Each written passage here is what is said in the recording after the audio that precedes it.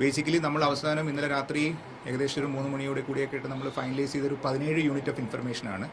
അതെല്ലാം വന്നിരിക്കുന്നത് നോർക്ക റൂട്ട്സിൽ നിന്ന് വന്നതുകൊണ്ട് ബഹുമാനപ്പെട്ട മുഖ്യമന്ത്രിയുടെ ഓഫീസിലേക്ക് വന്ന കോൾസ് ഉണ്ട്, ചീഫ് സെക്രട്ടറി അവിടെ നിന്ന് കിട്ടിയ വിവരങ്ങളുണ്ട്. ഇതെല്ലാം കൂടെ നമ്മൾ കൊളേറ്റ് ചെയ്യുമ്പോൾ ഏകദേശം 17 യൂണിറ്റ്സ് ഓഫ് ഇൻഫർമേഷനാണ് ഉണ്ടായിരുന്നത്.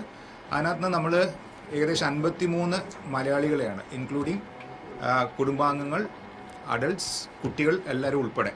ഈ 53 പേരുടെയും കോൺടാക്ട് നമ്പേഴ്സ് നമ്മുടെ ഉണ്ടെങ്കിലും ഡയറക്റ്റ് ഇവരുടെ കോൺടാക്ട് ചെയ്യാനുള്ള ലിമിറ്റേഷൻസ് ഉണ്ട് ഇപ്പോൾ നിലവിൽ, കാര്യം ആ നെറ്റ്വർക്ക് ഇഷ്യൂസ് ഉള്ളതുകൊണ്ട്. പക്ഷേ നമ്മളിത് നിരന്തരം നമ്മളുടെ ഡൽഹിയിലുള്ള നോർക്ക റൂട്ട്സിൻ്റെ ഡെവലപ്മെൻറ്റ് ഓഫീസറുണ്ട് ഷാജിമോനാണ് ഡൽഹിയിൽ ഇത് കോർഡിനേറ്റ് ചെയ്യുന്നത്. അപ്പോൾ അദ്ദേഹം നമ്മളുടെ റെസിഡൻറ്റ് കമ്മീഷണർ സാറിൻ്റെ ഓഫീസുമായിട്ട് ബന്ധപ്പെട്ട് എംബസിയിലേക്ക് നേരിട്ട് വിവരങ്ങൾ കൈമാറുന്നുണ്ടായിരുന്നു. സോ പിന്നീട് നമുക്ക് ഇവരെ ലൊക്കേറ്റ് ചെയ്യാനായിട്ട് നമ്മളെടുത്ത വേറൊരു സ്ട്രാറ്റജി, ഇവരുടെ ലാസ്റ്റ് ലൊക്കേഷൻ നിന്ന് ഐഡൻറ്റിഫൈ ചെയ്യാനായിട്ട് ശ്രമം നടന്നിരുന്നു. അപ്പോൾ അത് നമ്മൾ ഫാമിലി മെമ്പേഴ്സ് നമ്മളെ കോൺടാക്ട് ചെയ്ത ഫാമിലി മെമ്പേഴ്സിനെ ഹെൽപ്പ് ഡെസ്കിൽ നിന്ന് തന്നെ വീണ്ടും ഞങ്ങൾ കോൺടാക്ട് ചെയ്തു.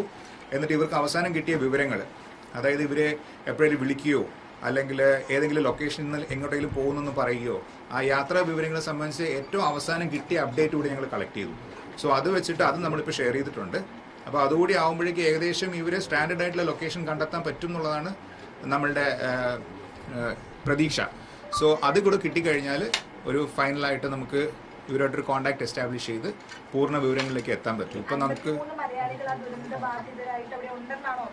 അതെ 53 പേരെയാണ് ഞങ്ങളിപ്പോൾ ഐഡന്റിഫൈ ചെയ്തിരിക്കുന്നത്. ഇതിപ്പോൾ അതിനുശേഷം കോൾസ് വന്നിട്ടില്ല.